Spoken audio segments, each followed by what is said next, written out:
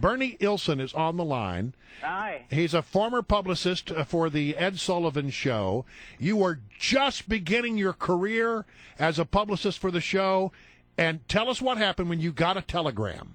Well, I had just started with the Ed Sullivan Show, but I had been in the business for about 5 or 6 years, and I was actually head of television for Rogers and Cowan. That was the biggest PR firm in the entertainment business, and Ed Sullivan and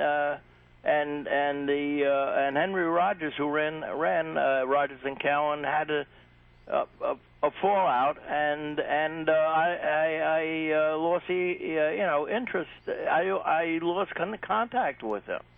And did you end up about a month or so later, I get a call from Ed Sullivan, and he said, "We want you to work with us."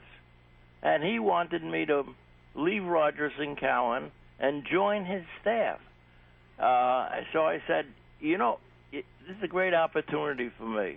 I don't have to work, the whole week on the Ed Sullivan Show, but I always wanted to have a small agency. Rogers and Cowan had 500 counts and 200 PR people. Right. I want just a dozen accounts at the most and work with a few people. So you get this telegram from Ed Sullivan. Yeah. Tell me about that. Ed Sullivan went with his wife to England. He often went on, trips to look at talent, and he was at Heathrow Airport, and it was filled with young kids, young women. And he asked them, "What is this all about?" And they said, "The Beatles are coming back. The Beatles have been in Germany, and they're coming back, and they're the greatest musical group we've ever heard." So Ed said, "Gee, I never heard of the Beatles." So he called Paul Pritchard, who was his contact in London, and said, "Who's the Beatles?"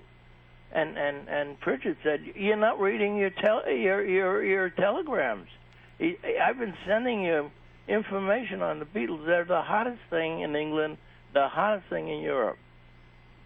So Ed said, "Get me together with their manager." And he met with Brian Epstein that day and signed them to a contract for 8 shows, and he was going to pay them $8,500, which was the biggest bargain he ever got. And so he sent me a telegram and said, "Start publicizing the Beatles." And I thought he spelled Beatles wrong. Yeah. And you'd never heard of them. I'd never heard of them because their records hadn't hit here. Do you still have that telegram? I think I don't, but I wish I did. But I have lots of notes, and Ed wrote very often. He liked to sit down and write notes to everybody.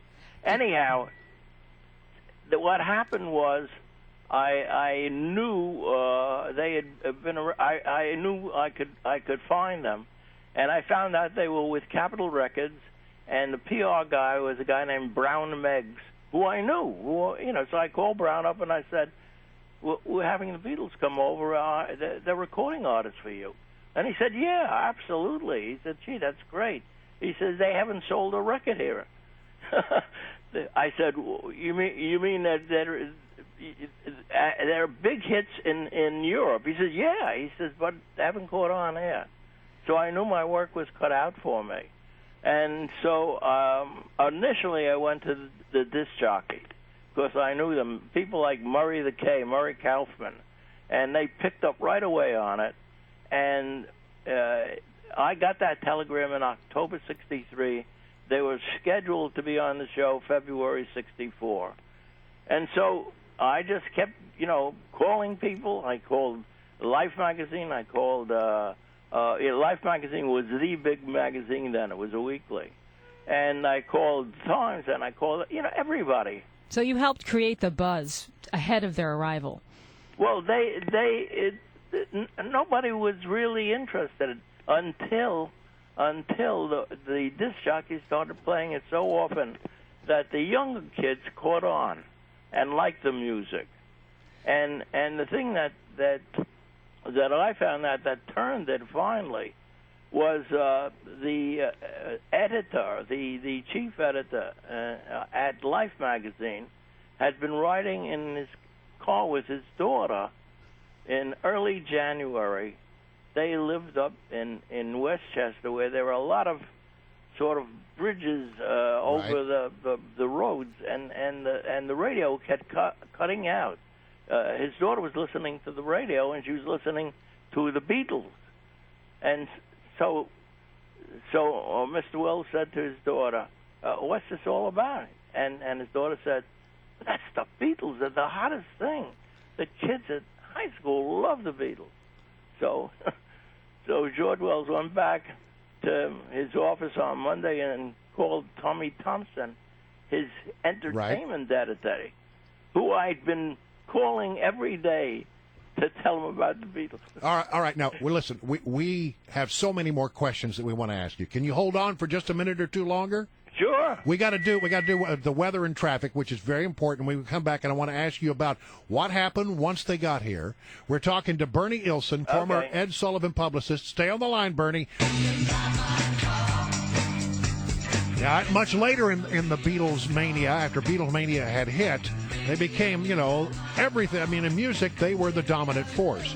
But it all started 50 years ago this weekend when they made an appearance on the Ed Sullivan Show. We've been talking to Bernie Ilson, who was a publicist for the Ed Sullivan Show, a man who took he got a telegram from Ed Sullivan, said, "Look, the Beatles are coming. I've signed them up. Start the publicity." He didn't even know who the Beatles were, and he found himself going out there and trying to educate America about the Beatles before they arrived. When they arrived, they were a big deal. Now, were you there that night? Oh, yeah, sure. Tell me about that night when the Beatles first performed on the stage at the Ed Sullivan Theater. Well, first of all, you couldn't get within a block or two of the Ed Sullivan Theater if you didn't have a ticket. There were literally hundreds of police in a ring around that theater, and it was very, very strong security to make sure you were entitled to be in that area and get into that theater. But once in there was absolutely pandemonium in the audience. They really were a terrific audience, and the Beatles, they were used to all of this acclaim. I mean, they had this acclaim in England and Europe and so on, and so they took it in stride, and they were really smart, nice guys, and easy to work with. Tell me about that. Basically, the ones who wanted to do the interviews were Lennon and McCartney. Ringo and Harrison, they sort of, we'll let them do it. And they really knew how to get the newspaper people and radio and television people excited about what they were doing. And, that broadcast had 73 million viewers, which, wow. which was the largest ever in the entertainment business. Do you take credit at all for they went on to to be on the Ed Sullivan Show 10 times. Do you take credit for it a little bit, for the work you did to lay the groundwork for everybody knowing who the Beatles were when they got here? Well, when they got here, I got in contact with them immediately, and I told them what we had set up for them, and they were happy to do it. They wanted to. They understood publicity. They wanted to do everything. They did everything that we wanted them to do. And the follow-up on the thing is people don't realize Ed Sullivan had them signed for 3 shows. So he saw how big they were, and he immediately booked them to be on the next week. But the next week was a show that he had scheduled to do from a hotel in Miami Beach. And so I had to go to Miami Beach in advance and tell the people at the airport they got to prepare for this great invasion of the Beatles. And they didn't listen to me. And what happened? The kids that showed up actually broke through the airport onto the field. And luckily, we had a private plane for the Beatles, and I had enough sense to get limousines out onto the field, and so they never really got into the airport.